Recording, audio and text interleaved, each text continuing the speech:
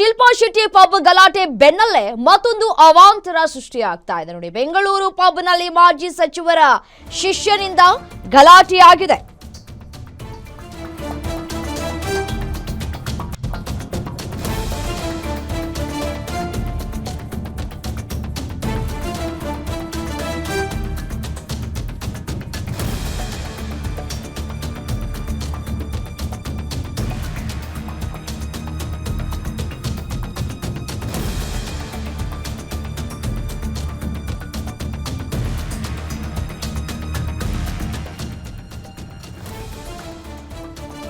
Shilpa Shetty pub ಗಲಾಟೆ ಬೆನ್ನಲ್ಲೇ ಮತ್ತೊಂದು ಅವಾಂತರ. ಬೆಂಗಳೂರು ಪಬ್ನಲ್ಲಿ ಮಾಜಿ ಸಚಿವರ ಶಿಷ್ಯರಿಂದ ಗಲಾಟೆ. ಮಾಜಿ ಸಚಿವರ ಇಬ್ಬರು ಶಿಷ್ಯರಿಂದ ಪಬ್ನಲ್ಲಿ ಕೀಟಲೆ. ಮಧ್ಯರಾತ್ರಿ 12:30 ಸುಮಾರಿಗೆ ಕೀಟಲೆ ಮಾಡಿ ಗಲಾಟೆಯನ್ನ ಮಾಡಲಾಗಿದೆ. ಅಷ್ಟಕ್ಕೂ ಯಾವುದು ಆ ಪಬ್? ಮಾಜಿ ಸಚಿವರು ಯಾರು?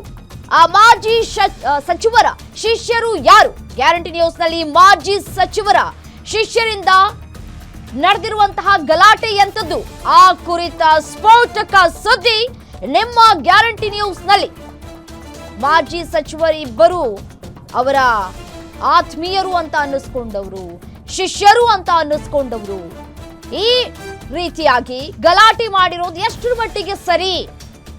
ಗ್ಯಾರಂಟಿ ನ್ಯೂಸ್ನಲ್ಲಿ ಮಾಜಿ ಸಚಿವ ಶಿಷ್ಯರಿಂದ ಗಲಾಟೆ ಆಗಿರೋದ್ರ ಬಗ್ಗೆ ಸ್ಫೋಟಕ ಮಾಹಿತಿ. ಬೆಂಗಳೂರಿನ ಸೈಕಲ್ ಗ್ಯಾಪ್ ಪಬ್ನಲ್ಲಿ ಮಧ್ಯರಾತ್ರಿ ಗಲಾಟೆಯಾಗಿದೆ. ನಾಗರಬಾವಿಯಲ್ಲಿರೋ ಸೈಕಲ್ ಗ್ಯಾಪ್ ಪಬ್ನಲ್ಲಿ ಕೀಟಲೆ. ಮಧ್ಯರಾತ್ರಿ 12:30ರಲ್ಲಿ ಹುಡುಗಿಯರ ಫೋನ್ ನಂಬರ್ ಕೇಳಿದ ಕಿರಾತಕರು ನಂಬರ್ ನೀಡೋದಕ್ಕೆ ನಿರಾಕರಿಸಿದ್ದಕ್ಕೆ ಯುವತಿಯರ ಜೊತೆ ಅಸಭ್ಯವಾಗಿ ವರ್ತಿಸಿದ್ದಾರೆ. ಯುವತಿಯರು ಅನ್ನೋದನ್ನು ಕೂಡ ನೋಡದೆ ಕಿರಾತಕರು ಎಳ್ದಾಡಿದ್ದಾರೆ. ಜಯಂತ್ ಫೌಂಡೇಶನ್ ಅಧ್ಯಕ್ಷ ಉಮೇಶ್ ಎಂಬಾತನಿಂದ ಕೃತ್ಯ ನಡೆದಿದೆ. ಆರ್ಆರ್ ನಗರದ ಕರವೇ ಅಧ್ಯಕ್ಷ ಶಿವಣ್ಣನಿಂದಲೂ ಯುವತಿಯರಿಗೆ ಕೀಟಲೆ. ಜ್ಞಾನ ಭಾರತಿ ಪೊಲೀಸ್ ಸ್ಟೇಷನ್ ವ್ಯಾಪ್ತಿಯಲ್ಲಿ ನಡೆದಿರುವಂತಹ ಘಟನೆ ಇದು. ಕುಡಿದ ಮತ್ತಿನಲ್ಲಿ ಕೀಟಲೆ ಮಾಡಿದ ಚೌಟ್ರಿ ಉಮೇಶ್ ಮತ್ತು ಶಿವಣ್ಣ. ಜ್ಞಾನ ಭಾರತಿ ಪೊಲೀಸರಿಂದ ಉಮೇಶ್ ಶಿವಣ್ಣರನ್ನ ವಶಕ್ಕೆ ಪಡೆದುಕೊಳ್ಳಲಾಗಿದೆ. ಯುವತಿಯರಿಂದ ಹೇಳಿಕೆ ದಾಖಲು ಮಾಡಿಕೊಳ್ತಾ ಇರುವಂತಹ ಪೊಲೀಸರು ಸೈಕಲ್ ಗ್ಯಾಪ್ ಪಬ್ನಲ್ಲಿ ನಡೆದಿರುವಂತಹ ಗಲಾಟೆ ಇದು. ಯುವತಿಯರು ಅನ್ನೋದು ಕೂಡ ನೋಡದೆ ಕಿರಾತಕರು ಎಳೆದಾಡಿದ್ದಾರೆ. ಮಧ್ಯರಾತ್ರಿ 12:30 ಸುಮಾರಿಗೆ ನಡೆದಿರುವಂತಹ ಗಲಾಟೆ ಇದು. ಮೊದಲಿಗೆ ಫೋನ್ ನಂಬರ್ ಅನ್ನ ಕೇಳ್ತಾರೆ ಯುವತಿಯರ ಬಳಿ. ಆ ಸಂದರ್ಭದಲ್ಲಿ ಯುವತಿಯರು ಇವ್ರು ಯಾರು, ನಾನ್ ಯಾಕೆ ಇವ್ರಿಗೆ ನಂಬರ್ ಕೊಡ್ಬೇಕು, ಗೊತ್ತು ಗುರಿ ಇಲ್ಲದೆ ಇರೋರು ಬಂದು ಮಾತಾಡಿಸ್ತಾ ಇದ್ದಾರೆ, ನಾನ್ ಯಾಕೆ ನಂಬರ್ ಕೊಡ್ಬೇಕು, ನಾವ್ ಯಾಕೆ ನಂಬರ್ ಕೊಡ್ಬೇಕು ಅಂತ ಹೇಳಿ ನಿರಾಕರಿಸಿದ್ರು ಅನ್ನುವಂತಹ ಒಂದೇ ಒಂದು ವಿಚಾರವನ್ನ ಇಟ್ಕೊಂಡು ಯುವತಿಯರನ್ನ ಎಳ್ದಾಡಿದ್ದಾರೆ. ಅದೇ ಜಾಗದಲ್ಲಿ ಇವ್ರ ಅಕ್ಕ ತಂಗಿರು ಏನಾದ್ರು ಇದ್ದಿದ್ರೆ ಸುಮ್ಮನೆ ಇರ್ತಾ ಇದ್ರಾ? ಬೇರೆ ಹೆಣ್ಮಕ್ಳಲ್ವಾ? ಏನ್ ಇವ್ರ ಮನೆ ಕೆಲ್ಸಕ್ಕೆ ಇಟ್ಕೊಂಡಿರೋರ? ಬಂದ್ನ ಹೋದ್ನ ಪಬ್ಬಲ್ಲಿ ಮಜಾ ಮಾಡದ್ನ ವಾಪಸ್ ಮನೆಗೆ ಹೋಗಿ ಬಿದ್ಕೊಂಡ ಅನ್ನೋದನ್ನ ಬಿಟ್ಟು ಯುವತಿಯರ ಕಾಲು ಎಳೆಯೋದು ಅಥವಾ ಅವರ ಜೊತೆಯಲ್ಲಿ ಮನ ಬಂದಂತೆ ವರ್ತಿಸೋದು ಎಷ್ಟು ಮಟ್ಟಿಗೆ ಸರಿ ಅಂತ ಹೇಳಿ ನೋಡಿ. ದೃಶ್ಯದಲ್ಲೂ ಕೂಡ ಗಮನಿಸಬಹುದು ನೀವು ಯಾವ ರೀತಿಯಾಗಿ ಗಲಾಟೆ ಆಗಿದೆ ಅಂತ ಹೇಳಿ.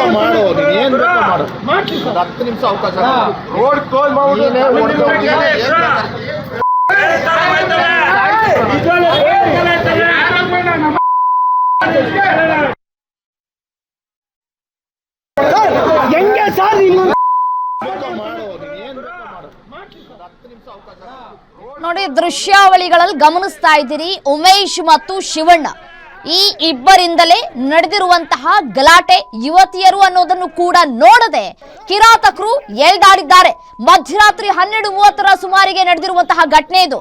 ಅದೇ ಯುವತಿಯರನ್ನ ಸೇಫ್ ಮಾಡಬೇಕಾಗಿರುವಂತಹ ಇವರು ಸೇಫ್ ಮಾಡೋದು ಬಿಟ್ಟು ಅವರ ಬಳಿ ನಂಬರ್ ಕೇಳಿ ಅವರ ಜೊತೆಗೆ ಅಸಭ್ಯವಾಗಿ ವರ್ತಿಸಿದ್ದಾರೆ.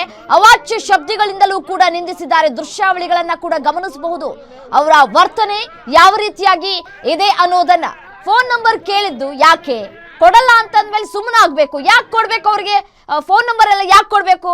ಇವ್ರೇನ್ ದೊಡ್ಡ ಮೇಧಾವಿಗಳು? ಇವರಿಗೆ ನಂಬರ್ ಕೊಟ್ಬಿಟ್ಟು ಇವರಿಂದ ಏನಾದ್ರೂ ಕೆಲಸ ಪಡ್ಕೊಳ್ಬೇಕಾ?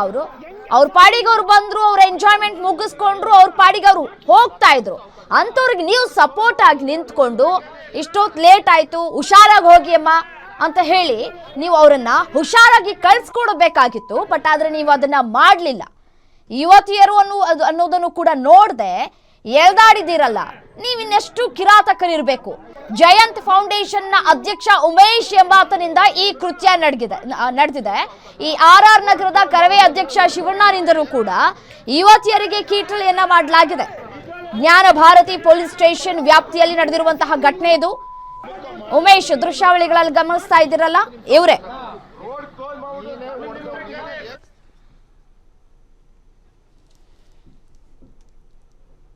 ಇದೇ ವಿಚಾರಕ್ಕೆ ಸಂಬಂಧಪಟ್ಟಂತೆ ಮತ್ತಷ್ಟು ಡೀಟೇಲ್ಸ್ ಕೊಡ್ತಾ ಹೋಗ್ತಾರೆ crime bureau head SK Manjunath ನೇರ ಸಂಪರ್ಕದಲ್ಲಿ ಜಾಯಿನ್ ಆಗಿದ್ದಾರೆ.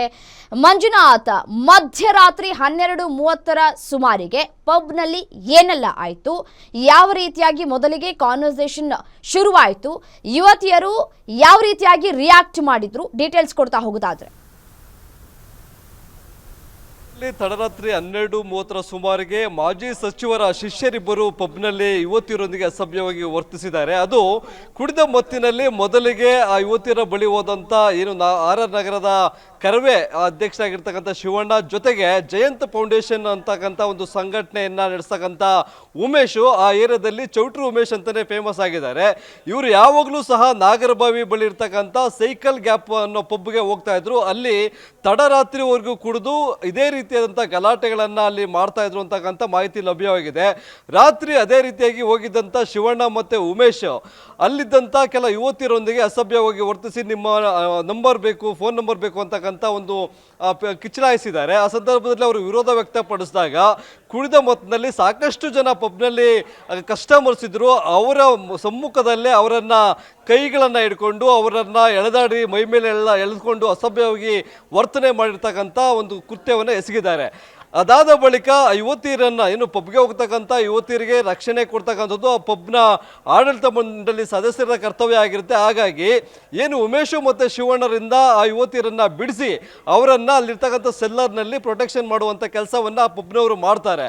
ಆದರೆ ಅಷ್ಟಕ್ಕೆ ಸುಮ್ಮನಾಗದಂಥ ಉಮೇಶು ಮತ್ತು ಶಿವಣ್ಣ ತನ್ನ ಬೆಂಬಲಿಗರ ಮುಖಾಂತರವೂ ಸಹ ಅಲ್ಲಿ ಬಂದು ಪಬ್ನಲ್ಲಿ ಜೋರಾದಂಥ ಗಲಾಟೆಯನ್ನು ಮಾಡೋದು, ಪಬ್ ಸಿಬ್ಬಂದಿಯ ಮೇಲೆ ಕೈ ಮಿಲಾಯಿಸುವಂಥ ಕೆಲಸವನ್ನು ಸಹ ಮಾಡಿರ್ತಾರೆ.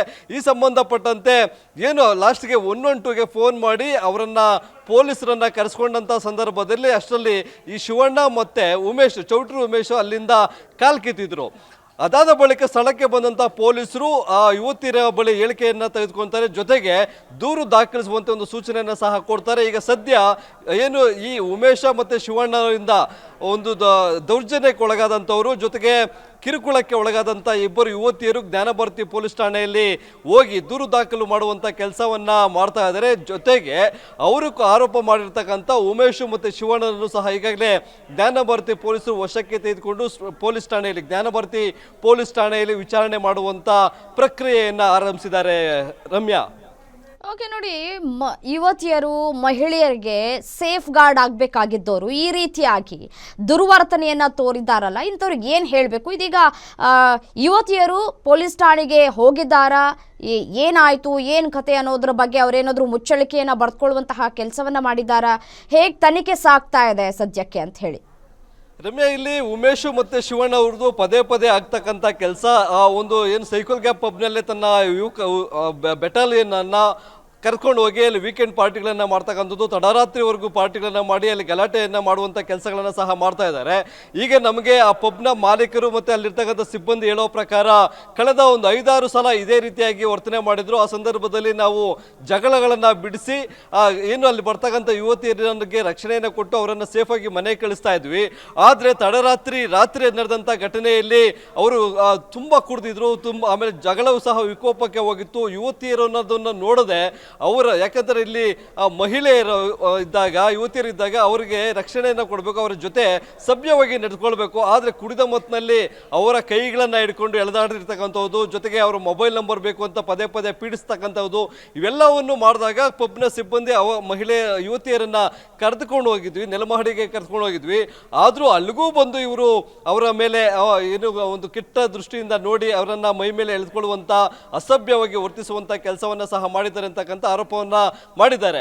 ಈಗ ಯುವತಿಯರು ಏನೆಲ್ಲ ನಡೆಯಿತು ರಾತ್ರಿ ಅನ್ನೋ ಒಂದು ವಿಚಾರಕ್ಕೆ ಸಂಬಂಧಪಟ್ಟಂತೆ ಲಿಖಿತ ರೂಪದಲ್ಲಿ ಜ್ಞಾನ ಭಾರತಿ ಪೊಲೀಸ್ ಠಾಣೆಯಲ್ಲಿ ದೂರನ್ನ ದಾಖಲು ಮಾಡೋದಕ್ಕೆ ಕಂಪ್ಲೇಂಟ್ ಅನ್ನ ಬರ್ಕೊಟ್ಟಿದ್ದಾರೆ. ಅದಕ್ಕೆ ಸಂಬಂಧಪಟ್ಟಂತೆ ಇವರಿಬ್ಬರನ್ನೂ ಸಹ, ಜೊತೆಗೆ ಆ ಸಂದರ್ಭದಲ್ಲಿ ಯಾರ್ಯಾರು ಪಬ್ನಲ್ಲಿ ಸಿಬ್ಬಂದಿಗಳಿದ್ರು ಅವರನ್ನು ಸಹ ಈಗ ಠಾಣೆಗೆ ಕರೆಸಿಕೊಂಡಿದ್ದಾರೆ. ಜೊತೆಗೆ ಸಿಸಿಟಿವಿ ದೃಶ್ಯಾವಳಿಗಳನ್ನು ಸಹ ಪರಿಶೀಲನೆ ಮಾಡುವಂತ ಕೆಲಸದಲ್ಲಿ ಪೊಲೀಸರು ನಿರತರಾಗಿದ್ದಾರೆ. ರಮ್ಯಾ, ರೈಟ್, ನೋಡಿ ಮಂಜುನಾಥ್, ಈ ಯುವತಿಯರು ಇಲ್ಲೇ ಲೋಕಲ್ ಅವರ ಅಥವಾ ಬೇರೆ ಭಾಗದ ಯುವತಿಯರ ಏನ್ ಕತೆ ಅಂತ ಹೇಳಿ?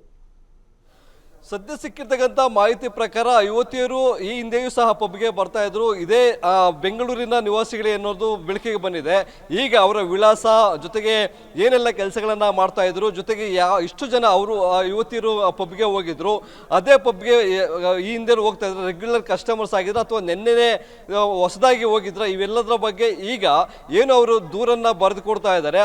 ಅದರ ಸಂಬಂಧಪಟ್ಟಂತೆ ಈಗ ಪೊಲೀಸರು, ಜೊತೆಗೆ ಏನು ಯುವತಿಯರಾಗಿರ್ತಕ್ಕಂಥ ಹಿನ್ನೆಲೆಯಲ್ಲಿ ಅಲ್ಲಿರ್ತಕ್ಕಂಥ WPS ಅಂದ್ರೆ ಮಹಿಳಾ ಪೊಲೀಸ್ ಪೇದೆಗಳೇನಿದ್ದಾರೆ ಅವರ ಮುಖಾಂತರ ರಾತ್ರಿ ನಡೆದಂತ ಘಟನೆಗೆ ಸಂಬಂಧಪಟ್ಟಂತೆ ಸಂಕ್ಷಿಪ್ತವಾದಂತ ವಿವರವನ್ನ ಪಡೆದುಕೊಂಡು ದೂರನ್ನ ದಾಖಲು ಮಾಡುವಂತ ಕೆಲಸವನ್ನ ಮಾಡ್ತಾ ಇದ್ದಾರೆ. ಮತ್ತೊಂದು ಕಡೆ ಅವರನ್ನ ಬಂಧಿಸಲೇಬೇಕು ಅಂತಕ್ಕಂಥ, ಯಾಕಂತಂದ್ರೆ ನಾನು ಆಗ್ಲೇ ಹೇಳಿದೆ, ಮಾಜಿ ಸಚಿವರ ಪಕ್ಕಾ ಶಿಷ್ಯರು ಇವರಿಬ್ರು ಅಂತಕ್ಕಂಥ ಒಂದು ಮಾತನ್ನು ಹೇಳಿದೆ. ಹೀಗಾಗಿ ಅವರ ಈ ಕೃತ್ಯಗಳು ಪದೇ ಪದೇ ಆಗ್ತಾ ಇರುತ್ತೆ.